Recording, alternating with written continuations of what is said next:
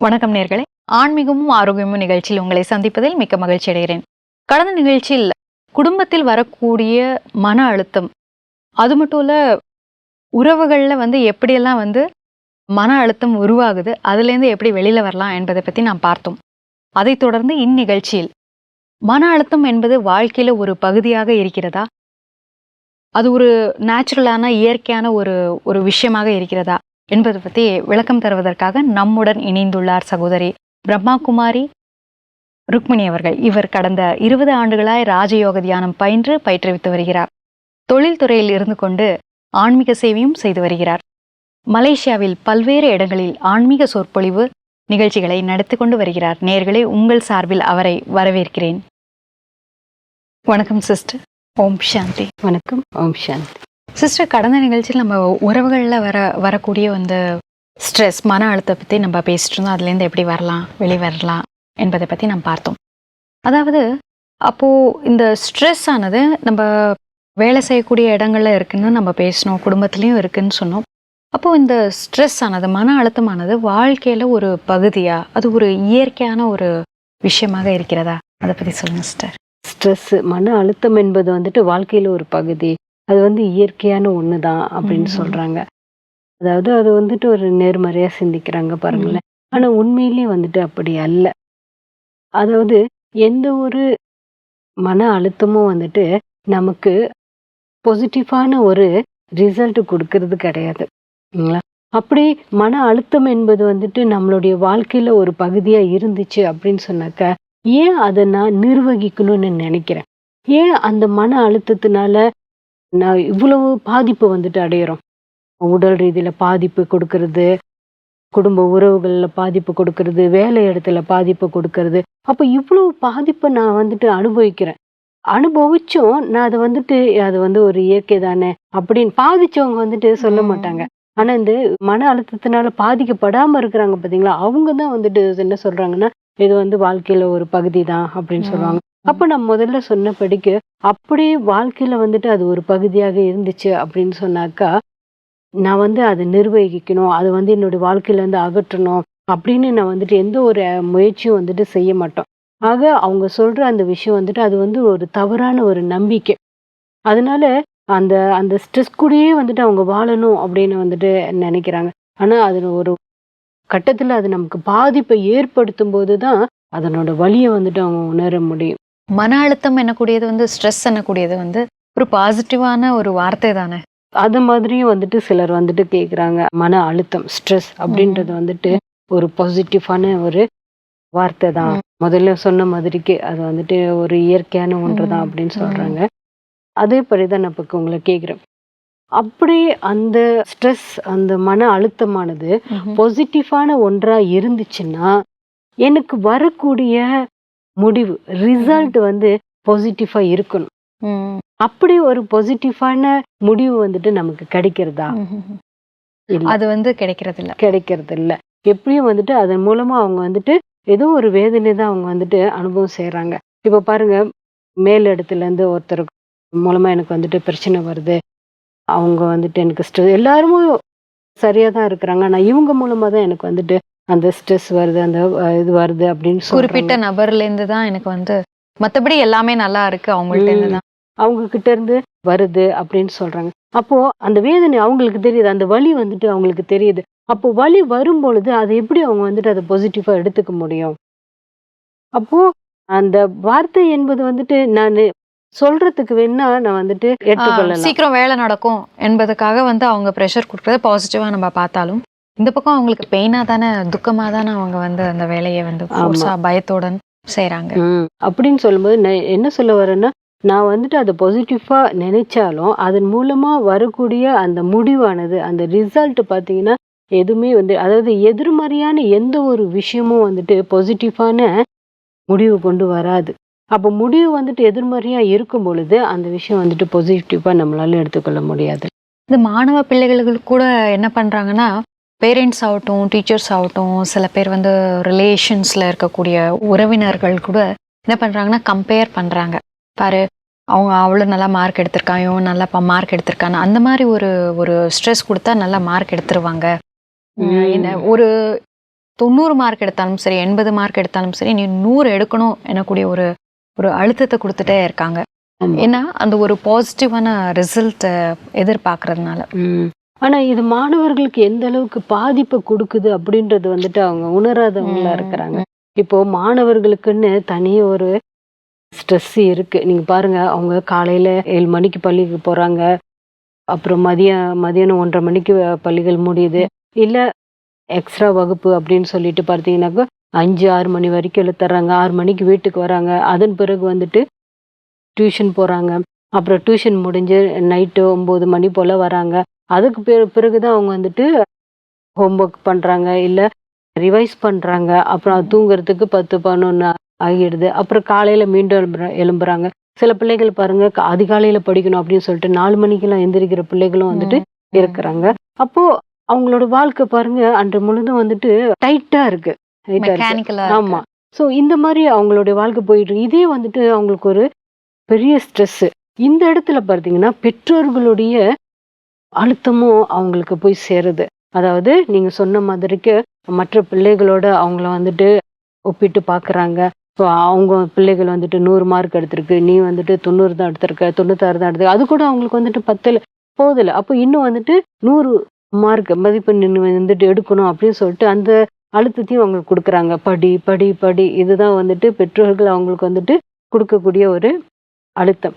இதே நேரத்துல ஆசிரியர்களும் பார்த்தீங்கன்னாக்கா மாணவர்கள் மேல அவங்களும் அழுத்தத்தை திணிக்கிறாங்க. அதாவது நிர்வாகம் அவங்கள சொல்லி குற்றம்ல, பள்ளி நிர்வாகம் பார்த்தீங்கன்னு சொன்னாக்கா அவங்களும் வந்துட்டு ஆசிரியர்கள் மேல வந்துட்டு அவங்களுடைய ஆதிக்கத்தை செலுத்துறாங்க. அதாவது மாணவர்கள் வந்துட்டு நல்ல மதிப்பெண்கள் எடுக்கும்போது அவங்க பள்ளிக்கும் வந்துட்டு பெருமையாக இருக்கும். அப்போ மதிப்பெண்கள் எடுக்கல அப்படின்னு சொன்னாக்கா அவங்க பள்ளிக்கு வந்துட்டு ஒரு நல்ல ஒரு பேர் கிடைக்காது அப்படின்னு பாக்குறாங்க. அப்போ அவங்க வந்து ஆசிரியர்களை வந்துட்டு அழுத்துறாங்க. அப்ப ஆசிரியர்கள் வந்துட்டு மாணவர்களை நீங்க படிங்க படிங்க படிங்க, அப்ப நல்ல மதிப்பெண்கள் எடுக்கணும், ஸ்டேட்ல வந்துட்டு ஃபர்ஸ்டா வரணும், அவங்க பள்ளிக்கு வந்துட்டு நல்ல பேர் கிடைக்கணும், இப்படி சொல்லிட்டு அவங்களும் வந்துட்டு மாணவர்கள் கிட்ட அவங்களுடைய ஆதிக்கத்தை செலுத்துறாங்க. இங்க பார்த்தீங்கன்னா அவங்கள நான் குறை சொல்றோம் அப்படின்னு இல்லை, அவங்களுக்கும் வந்துட்டு ஸ்ட்ரெஸ் இருக்கு. இப்போ பெற்றோர்கள் எடுத்துக்கிட்டீங்க அப்படின்னு சொன்னாக்கா நீங்க பாருங்க, காலையில பிள்ளைகளை வந்துட்டு பள்ளிக்கு அனுப்பி விட்டதுல இருந்து பிள்ளைகள் வீடு திரும்புற வரைக்கும் அவங்கள அப்படியே அந்த தாய்மார்கள் பாத்தீங்கன்னா வயிற்றுல நெருப்பு கட்டிட்டு இருக்கிற மாதிரி இருப்பாங்க. ஏன்னா இன்றைக்கு காலகட்டம் அந்த மாதிரியான சூழல்ல அவங்க வந்து வாழ்ந்து கொண்டு இருக்கிறாங்க பாருங்க. அப்ப பிள்ளைகள் வீட்டுக்கு திரும்புற வரைக்கும் அவங்களுக்கு ஒரு ஸ்ட்ரெஸ்ஸாவே இருந்து கொண்டு இருக்கும். அது வந்துட்டு அவங்களுக்கு அப்புறம் பிள்ளைகள் வந்துட்டு நல்லா படிக்கணும். சில நேரத்துல பெற்றோர்கள் வந்துட்டு பார்த்தீங்கன்னா ஒரு உயர்ந்த நிலையில இல்லாதவங்களா இருப்பாங்க. அவங்க ஏதோ ஒரு ஆசைப்பட்டிருப்பாங்க, அது வந்து கிடைக்காம இருந்திருக்கும். அப்ப பிள்ளைகள் வந்துட்டு நல்ல ஒரு வேலையில இருக்கணும் அப்படின்னு சொல்லிட்டு அவங்க ஆசைப்படுறது வந்து தவறு கிடையாது. அப்ப அந்த அந்த ரீதியில பிள்ளைகளுக்கு வந்துட்டு அவங்க அழுத்தம் கொடுப்பாங்க. அவங்களும் வந்துட்டு அழுத்தத்துல இருப்பாங்க. இப்போ நீங்க சொன்ன மாதிரி அந்த ஒப்பீடு இருக்கு இல்லையா, இவங்க பிள்ளைகள் வந்துட்டு நல்ல மதிப்பெண்கள் எடுக்கிறாங்க, என்னோட பிள்ளை வந்துட்டு எடுக்கலையா அப்படின்னு சொல்லிட்டு அந்த ஒரு அழுத்தமும் அவங்களுக்கு இருக்கு. ஆசிரியர்களுக்கும் அதே மாதிரி என்ன முதல்ல நான் சொன்னபடிக்கு அவங்க வேலையே அவங்களுக்கு வந்து ஒரு டார்ச்சரு. இதுல வந்து பிள்ளைகளும் நல்லா படிக்கணும், அந்த இடத்துல வந்து அவங்கள பாராட்டணும், இல்லைன்னு நான் சொல்ல வரல பாருங்க. ஏன்னா அவ்வளோ ஒரு அழுத்தத்திலையும் பிள்ளைகள் வந்துட்டு நல்லா இருக்கணும் அப்படின்றதுதான் அவங்களுடைய எண்ணமும் கூட. அப்ப இந்த இடத்துல அவங்களும் வந்துட்டு அழுத்தத்துக்கு ஆளாகுறாங்க. ஆனா இதுல முக்கியமானவர்கள் அப்படின்னு பார்த்தாக்க மாணவர்கள் தான் பாதிக்கப்படுறது. பாத்தீங்கன்னா மாணவர்கள் தான். மாணவர்கள் இந்த மன அழுத்தத்தினால என்ன மாதிரியான பிரச்சனைகளுக்கு உள்ளாகுறாங்க? நிறைய பிரச்சனைகள் உள்ளாகுறாங்க. இன்னைக்கு நம்மளே வந்துட்டு நாளிதழில் படிக்கிறோம், எல்லா தொலைக்காட்சிகள்ல பார்க்குறோம். எவ்வளவு பிரச்சனைகள் அவங்களுக்கும் இருக்கு பாருங்களேன். அவங்களுக்கும் வந்துட்டு நல்ல மதிப்பெண்கள் எடுத்து நல்ல ஒரு எடுத்துக்காட்டா இருக்கணும் அப்படின்றது வந்துட்டு அவங்களுடைய எண்ணமும் கூட பாருங்களேன். ஆனா இன்றைக்கு மாணவர்கள் வந்துட்டு நல்லா படிக்கிறாங்க, அதுல வந்துட்டு குறை கண்டதுக்கு ஒண்ணுமே இல்லை. இப்போ நம்ம நாட்டுல எடுத்துக்கிட்டா கூட பாத்தீங்கன்னா அவங்க படிப்புல வந்துட்டு குறை கண்டதுக்கு ஒண்ணுமே இல்லை, நல்ல மதிப்பெண்கள்லாம் எடுக்கிறாங்க. ஆனா பாத்தீங்கன்னா அதற்கான அங்கீகாரம் அவங்களுக்கு கிடைக்கிறது இல்லை. இப்போ சமீபத்துல கூட உலகளாவிய நிலையில ஒரு விஷயம் நம்ம கேள்விப்பட்டிருக்கோம் இல்லைங்களா? அந்த மாதிரி ஒரு அங்கீகாரம் கிடைக்காத ஒரு நிலையில அந்த மாணவர்கள் வந்துட்டு என்ன செய்யணும் அப்படின்ற அந்த அந்த முடிவு அவங்களால எடுக்க முடியல. அது வந்து அவங்களுக்கு ஒரு ஒரு மன அழுத்தம், அதிகமான ஒரு மன அழுத்தம். அது வந்து ஒரு அவமானமா கூட அவங்க வந்துட்டு அதை எடுத்துக்கொள்ளலாம். அந்த மாதிரியான சூழல்ல பாருங்க, இன்றைக்கு தற்கொலையை கூட பிள்ளைகள் வந்துட்டு நாடி போறாங்க. சில நேரத்துல மாணவர்களுக்குள்ளேயே பார்த்தீங்கன்னாக்க இப்ப பெற்றோர்கள் வந்துட்டு அவங்கள வந்துட்டு தூண்டி விடுறாங்க இல்லையா, நீ நல்ல பெண் மதிப்பெண் எடுக்கணும், எல்லாம் இப்ப தூண்டி விடுறாங்க. அப்ப இந்த பிள்ளைகளுக்குள்ள பார்த்தீங்கன்னாக்கா, சில பிள்ளைகள் வந்துட்டு நல்ல எண்ணம் எடுத்திருப்பாங்க. இவன் கொஞ்சம் குறைவா எடுத்திருப்பாங்க. பொறாமையா. பொறாமையில கொஞ்சம் குறைவா எடுத்திருப்பாங்க. அப்போ இந்த பிள்ளைகளுக்குள்ள அந்த பேசிக்கொள்வது பிள்ளைகள் எதார்த்தமா பேசுறது தான். சில நேரத்துல பார்த்தீங்கன்னா, இந்த பிள்ளைகளுக்கு அந்த மதிப்பெண்கள் குறைவா எடுத்ததே வந்துட்டு ஒரு நோய கொண்டு வந்துருது. இதெல்லாம் நான் கண்கூடா இப்ப ரீசென்ட்டா பார்த்துட்டு வந்த விஷயங்கள் தான் பாருங்களேன். அப்ப இந்த மாரி அவங்க தவறான ஒரு வழிய நாடுறதுக்கு, ஒரு ஆபத்தான ஒரு வழிய நாடுறதுக்கும் இந்த ஸ்ட்ரெஸ் வந்துட்டு அவங்களுக்கு ரொம்ப ப அ உ துணையா இருக்குது. இப்போ இந்த மாதிரி மன அழுத்தத்துல உள்ளாகுறாங்க இல்லையா? அதுலேருந்து எப்படி வெளியில வர முடியும்? அத பத்தி சொல்லுங்களேன். சில நேரத்துல ஒண்ணு வந்துட்டு பெற்றோர்களும் வந்துட்டு பிள்ளைகள வந்துட்டு புரிஞ்சுக்கொள்ளணும். அவங்களுடைய அந்த மனநிலைய வந்துட்டு புரிஞ்சுக்கொள்ளணும். ஆசிரியர்களும் வந்துட்டு புரிஞ்சுக்கொள்ளணும். ஏன்னா படிக்கிற வயசு பாருங்களேன். ஒரு பக்குவம் வந்துட்டு அவங்களுக்கு இருக்காது. இப்பல்லாம் பாருங்க 3 வயசுலயே வந்துட்டு பிள்ளைகள வந்துட்டு பாலர் பள்ளி அப்படின்னு சொல்லிட்டு அனுப்பிடுறாங்க. 3 வயசுன்னா அந்த அந்த வயசுல அதுங்களுக்கு என்ன தெரியும் இல்லைங்களா? அப்ப அது வயசு அந்த வயசு வந்துட்டு பார்த்தீங்கன்னா, தாயிடமிருந்து பிரியக்கூடாத ஒரு வயசு.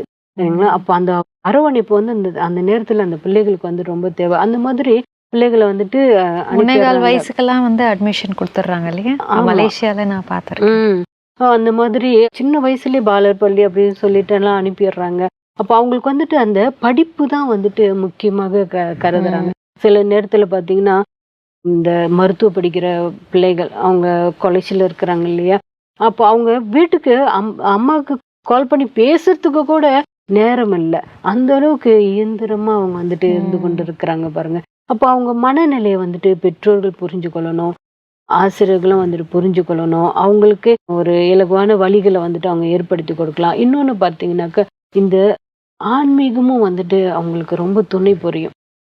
இப்போ நம்மள பிரம்மகுமாரிகள் இயக்கத்துல பார்த்தீங்கன்னு சொன்னாக்க, அந்த பிள்ளைகள் வந்துட்டு நல்ல மதிப்பெண்கள் எடுத்திருக்காங்க. இப்ப சமீபத்துல கூட நம்ம நாட்டுல கூட பார்த்தீங்கன்னாக்க, அதிகமான நல்ல மதிப்பெண்கள் எடுத்து அவங்க வந்துட்டு அவங்களுடைய வெற்றிய வந்துட்டு எல்லாருக்கும் ரொம்ப சந்தோஷமா தெரிவிச்சாங்க பாருங்களேன். அந்த மாதிரி படிப்பு அப்படின்னு சொல்லும்பொழுது இந்த ஒருமுகப்படுத்தக்கூடிய சக்தி வந்துட்டு மாணவர்களுக்கு வந்துட்டு தேவை. அப்போ நம்ம அன்றைக்கு கூட நான் வந்துட்டு சொன்னேன். பண்புகள வந்துட்டு அவங்களுக்கு வந்துட்டு போதிக்கிறோம். பண்புகள போதிக்கிறோம். அதோட தான் அது வந்து நிற்குது. ஆனா அந்த பண்புகள அவங்க வந்துட்டு நடைமுறைப்படுத்த முடியல. அப்போ அதே இங்க படிக்கிற பிள்ளைகள் இந்த ஆன்மீகத்துல இருந்து கொண்டு அந்த படிக்கிற பிள்ளைகளுக்கும் அவங்களுக்கும் வந்துட்டு நிறைய வித்தியாசங்கள் இருக்கு. அப்ப இவங்க வந்துட்டு பாருங்க பண்புகளிலயும் அவங்க வந்துட்டு உயர்ந்து நிக்கிறாங்க. கல்விகள்லயும் அவங்க வந்துட்டு உயர்ந்து நிக்கிறாங்க. அப்படின்னா இந்த ஆன்மீகம் வந்துட்டு அவங்களுடைய வாழ்க்கையில ரொம்ப துணை புரியுது அப்படின்னு தானே சொன்னோம். ஏன்னா கல்விக்கு மிக முக்கியமே வந்துட்டு ஒருமுகப்படுத்தக்கூடிய சக்தி தான். ஆனா அது இன்றைக்கு பிள்ளைகளுக்கு தேவை. ஆனா பெற்றோர்கள் என்ன நினைக்கிறாங்க அப்படின்னு சொன்னாக்க, ஆன்மீகம், தியானம், யோகம் இந்த மாதிரி நீ போயிட்டுன்னு சொன்னாக்க உன் வாழ்க்கை போயிடும் அப்படின்னு பயப்படுறாங்க. ஏன்னா அவங்களோட வாழ்க்கை வந்து திசை மாறி போயிடும். படிப்புல கவனம் செலுத்த மாட்டாங்க அப்படின்னு சொல்லிட்டு ஒரு பயம் அவங்களுக்குள்ள இருக்கு. ஆனா உண்மை என்ன அப்படின்னு சொன்னாக்கா, இந்த ஆன்மீகம் அவங்க இன்னும் 2 விதத்திலயும் அவங்க வளர்ந்து வர்றதுக்கு வந்துட்டு ரொம்ப உறுதுணையா இருக்கும். பிள்ளைகளுக்கு எவ்வளவு சொத்து சேர்த்து வச்சிருக்காங்க அப்படின்றத உலகம் பார்க்கவே பார்க்காது. பிள்ளைகள் எப்படி வளர்க்கப்பட்டிருக்கிறார்கள் அப்படிதான் பார்க்கும். கண்டிப்பாக. என்னதான் அவங்க வந்துட்டு படிப்புல உயர்ந்த நிலையில இருந்தாலும் பண்புகள் எப்படி இருக்காங்க அதையும் வந்துட்டு அவங்க பார்ப்பாங்க இல்லைங்களா? அப்போ 2 நிலையிலயும் அவங்க வந்துட்டு உயர்ந்து நிக்கணும் அப்படின்றது தான் எல்லாருடைய ஆசை. இப்ப அவங்களுக்கு ஆன்மீகத்தை போதிக்கிறோம் அப்படின்றது போது அவங்கள வந்துட்டு நம்ம தனித்து ஒரு ஒரு வழிக்கு கொண்டுட்டு போறோம் அப்படின்றது கிடையாது. ஆன்மீகத்துல இருந்துகிட்டு எல்லாமே வந்துட்டு செய்யலாம். ஒண்ணும் தவறே கிடையாது. ஆக புரிஞ்சுக்கொள்ளணும். இப்போ மாணவர்கள் வந்து இந்த மன அழுத்தத்தினால ஒரு ஆல்டர்னேட்டிவ் சொல்யூஷன், அதாவது ஒரு திசை திருப்பலாம் வந்து இப்போ ஒரு போதை பழக்கமோ இல்ல வந்து ஒரு ஏதாவது ஒரு கெட்ட ஒரு ஆமா. விஷயத்துல வந்து மாட்டிடுறாங்க. அப்போ அந்த மாதிரி ஒரு சூழல்ல பெற்றவர்களாகட்டும், அப்புறம் அவர்களுடைய நண்பர்களாகட்டும், அவங்க என்ன செய்யணும்? அவங்கள எப்படி வெளியில எடுத்துட்டு வரலாம்? அதை பத்தி சொல்லுங்களேன். இன்றைக்கு நிறைய கேள்விப்படுறோம். பிள்ளைகள் வந்துட்டு அவங்களுடைய அந்த மன அழுத்தத்தை குறைக்கிறதுக்காக இன்றைக்கு தவறான வழிகளை வந்துட்டு நாடி போறாங்க. ஈவன் அதிகமாவே இருக்கு. அது குறிப்பிட்டு நம்ம வந்துட்டு இந்த நாடு இந்த ஊர் சொல்ல வேண்டியல. ஆனா அதிகமாகவே அவங்க வந்துட்டு பாதிக்கப்படுறாங்க. நம்ம நிறைய வந்துட்டு பார்க்குறோம், படிக்கிறோம் பாருங்களேன். அப்போ ஆனா ஒண்ணு பெற்றோர்கள் வந்துட்டு அவங்கள இந்த மாதிரியான வழிகளுக்கு கொண்டுட்டு வரலாம். பெற்றோர்கள் வந்துட்டு முதல்ல அவங்கள வந்துட்டு கண்காணிக்கணும். அவங்க எப்படி போறாங்க, என்ன மாதிரியான சகவாசம் அவங்க கொண்டிருக்கிறாங்க. இப்பெல்லாம் பாத்தீங்கன்னா இந்த இணையதளம் வந்துட்டு ரொம்ப பிள்ளைகளை வந்துட்டு ஆன்லைன்ல கேம் விளையாடுறது, அவங்க எங்க போறாங்க, என்ன செய்யறாங்க அப்படின்றது அவங்களால என்ன எல்லார் கையிலுமே இன்றைக்கு வந்துட்டு அந்த தொழில்நுட்பம் அந்த அளவுக்கு வளர்ந்துருச்சு பாருங்க. அப்போ எல்லாரும் இன்றைக்கு வந்துட்டு அதுலதான் மூழ்கி இருக்கிறாங்க இல்லைங்களா. அப்போ அவங்க என்ன செய்யறாங்க, ஏது செய்யறாங்கன்னு சொல்லிட்டு பெற்றோர்கள் வந்துட்டு ஒண்ணு வந்துட்டு கண்காணிக்கணும். இன்னொன்று வந்துட்டு இன்றைய காலகட்டம் பாருங்க, நம்ம வந்துட்டு நம்ம பிள்ளைகளை நம்மளுடைய கண்காணிப்புலயே வளர்த்து கொண்டு இருந்தாலும், நல்ல பிள்ளைகளை வளர்த்து கொண்டு இருந்தாலும், வெளியில பாத்தீங்கன்னாக்கா ஒரே நெகட்டிவான எனர்ஜி தான் இருக்கு. இப்ப நம்ம ரீதியில வந்து நம்ம பிள்ளைகள் வந்து நல்லவங்களா இருக்கிறாங்க நம்மளுடைய பாதுகாப்புல. ஆனா வெளியில என்ன மாதிரியான சகவாசம் அவங்க கொண்டிருக்கிறாங்க, அப்ப வெளியில என்ன மாதிரியான நெகட்டிவ் எனர்ஜி இருக்கு வெளியில, அது வந்து அவங்கள வந்துட்டு பொதுவா பாதிக்க செய்யுது. அப்போ அவங்கள மாறுறதுக்கான வாய்ப்பு இருக்கு. நம்ம நினைக்கிறோம் பிள்ளைகள் வந்துட்டு நல்ல பிள்ளைகளா இருக்கிறாங்க அப்படின்னு நினைக்கிறோம். ஆனா அங்க பாத்தீங்கன்னாக்க அவங்களோட நடத்தைகள் என்பது வேறு மாதிரி இருக்கும். சில நேரத்துல ஒரு சமீபத்துல நான் ஒரு ஃபேமிலி வந்துட்டு சந்திச்சேன். அந்த சுட்டி தான் அந்த பையன், ரொம்ப குறும்புத்தனம் பண்ணிக்கிட்டு இருந்தான். அப்போ அவங்க நான் கேட்டேன், இன்னும் இவ்வளோ குறும்புத்தனமா இருக்கிறாரு, எப்படி சமாளிக்கிறீங்க அப்படின்னு கேட்டேன். அதுதான் எனக்கு பெரிய தலைவலியா இருக்கு. ஆனா பள்ளியில பாத்தீங்கன்னா ரொம்ப அமைதியான பையன்னு சொல்லிட்டு அவனுக்கு பரிசு கொடுத்துருக்குறாங்க. அப்ப பாருங்க, பிள்ளைகள் வீட்டுல ஒரு மாதிரி இருக்காங்க, வெளியில வந்துட்டு வேறு மாதிரி இருக்கிறாங்க பாருங்க. அதே போலதான் இப்போ இளைய பிள்ளைகளும் வந்துட்டு வீட்டுல வந்துட்டு நம்மளோட கண்காணிப்புல இருக்கிற வரைக்கும் அவங்க வந்து நல்ல பிள்ளைகளா தான் இருக்கிறாங்க அப்படின்னு நம்ம நினைச்சிட்டு இருக்கோம். ஆனா வெளியில பார்த்தீங்கன்னா சமீபத்துல கூட ஒரு விஷயம் ரொம்ப மனசை வந்துட்டு ஒரு உருக்குலைத்த ஒரு விஷயத்த வந்துட்டு நடந்துச்சு பாருங்களேன். அப்போ பிள்ளைகள் வந்துட்டு அந்த மாதிரி ஆன்மீகம், இந்த மாதிரி தியானம், இந்த வழிக்கு கொண்டு வர்றது பெற்றோர்களுடைய ஒரு பொறுப்பு. இல்ல அப்படி இல்லை அப்படின்னு சொன்னாக்கா, அவங்களால வர முடியல அப்படின்னு சொன்னாக்கா, பெற்றோர்களாவது இந்த மாதிரியான வழிகளை வந்துட்டு நாடி வரலாம் சரிங்களா. ஏன்னா இப்போ சில நேரத்துல பெற்றோர்கள் வந்துட்டு இந்த மாதிரியான ஒரு நல்ல நிலையில இருக்கிறாங்க அப்படின்னு சொல்லும்போது பிள்ளைகள் வந்துட்டு தவறு செய்யறதுக்கு கொஞ்சம் பயப்படுவாங்க. பெற்றோர்களை வந்துட்டு பாதிக்குமே, நம்ம ஒரு இந்த மாதிரி ஒரு தவறு செஞ்சுட்டு அது பெற்றோர்களுக்கும் ஒரு கெட்ட பேர் ஆகுமே அப்படின்னு சொல்லிட்டு அவங்களும் வந்துட்டு கொஞ்சம் சிந்திப்பாங்க. இன்னொன்னு பார்த்தீங்கன்னா, பெற்றோர்கள் வந்துட்டு ஒரு குடும்பத்துக்கு ஆணி வேர் போன்றவர்கள். கண்டிப்பா ஆணி வேர் இல்லைங்களா. அதாவது இப்போ ஒரு திருமணத்துல பாத்தீங்கன்னாக்கா முதல்ல வந்துட்டு அந்த அரச மரத்தை வந்துட்டு ஊனுவாங்க. ஏன்னு சொன்னாக்கா அரச மரம் என்பது வந்துட்டு ஆணி வேர் கொண்ட மரம். சமீபத்துல படிச்சு ஆணி வேர் கொண்ட மரங்கள் வந்துட்டு வர்தா புயல்ல கூட சாயாதான் அப்படின்னு சொல்லி படிச்சேன் பாருங்களேன். அப்போ அந்த அளவுக்கு ரொம்ப உறுதியா இருக்கு அப்படின்னு அர்த்தம். அது போலதான் வாழ்க்கையில வந்துட்டு எவ்வளவுதான் பிரச்சனைகள் இதெல்லாம் வந்தாலும் அந்த ஆணி வேர் போன்ற அவங்க வாழ்க்கையும் வந்துட்டு சாயக்கூடாது. ஆணி வேர் போல அந்த மரம் மாதிரி இருக்கணும் அப்படின்றது தான் அதனுடைய அர்த்தம் பாருங்க. அப்போ பெற்றோர்கள் வந்து ஒவ்வொரு குடும்பத்துக்கும் ஆணி வேர்கள் போன்றவர்கள். அப்போ இவங்க இப்போ ஒரு செடிக்கு வந்துட்டு நம்ம தண்ணி ஊத்துறோம், வேறு தண்டு இலை பூ இந்த மாதிரி தனித்தனியா நம்ம தண்ணி ஊத்துறோமா? இல்ல இல்ல, வேருக்கு தான் தண்ணி ஊத்துறோம். அந்த தண்ணி அந்த வேர் எடுத்துட்டு கிளைகளுக்கு, இலைகளுக்கு, பூக்களுக்கு இதெல்லாம் அனுப்புறது இல்லையா. அது போல பெற்றோர்கள் பிள்ளைகள் வரல அப்படின்றது அது வேற விஷயம். ஆனா பெற்றோர்கள் நீங்களாவது அந்த ஆன்மீகம் தியானத்தின் மூலமா நீங்கள் எடுக்கக்கூடிய அந்த சக்தியானது உங்க குடும்பத்துக்காவது பாதுகாப்பு கொடுக்கும். இப்போ ஒரு குழந்தை வந்து வயிற்றுல இருக்கும் பொழுது, கருவுல இருக்கும் பொழுது அந்த குழந்தைக்குன்னு அவங்க தனியா ஒரு உணவு ஊட்டுறது கிடையாது. அந்த தாய் எடுக்கிற அந்த உணவு தான் வந்துட்டு அந்த குழந்தைக்கு போய் சேருது. அது போல ஒரு தாய் இந்த மாதிரியான சக்திகளை எடுக்கும் பொழுது அந்த சக்தியானது அந்த குடும்பத்துக்கு ஒரு பாதுகாப்பாக அமையும். ஒரு அந்த பிள்ளைகள் ஒரு தவறான ஒரு இதுக்கு போகாம அது வந்துட்டு அவங்கள பாதுகாக்கும். ரொம்ப பேசிக்கான ஒரு முக்கியமான ஒரு விஷயம் வந்து அந்த குடும்பம் வந்து அவங்கள வந்து பாதுகாப்பா கண்காணிச்சுட்டு இருக்க வேண்டியது ஒரு விஷயமாக இருக்கு. ஸோ இந்த பெற்றோர்கள் வந்து இந்த மாதிரி வந்து ஒரு பாசிட்டிவான விஷயங்கள் செய்யும்போது அந்த ஒரு வைப்ரேஷன் ஆனது ஃபேமிலிக்கே கிடைச்சிட்டே இருக்கும் இல்லையா? ஆமா, உண்மைதான். அப்போ இங்க அவங்க வந்துட்டு இப்போ யோகம் பண்றாங்க, தியானம் பண்றாங்க, அது மூலமா அவங்க வந்துட்டு ஒரு விதமான பாசிட்டிவ் எனர்ஜி வந்து அவங்க எடுத்துட்டு போறாங்க.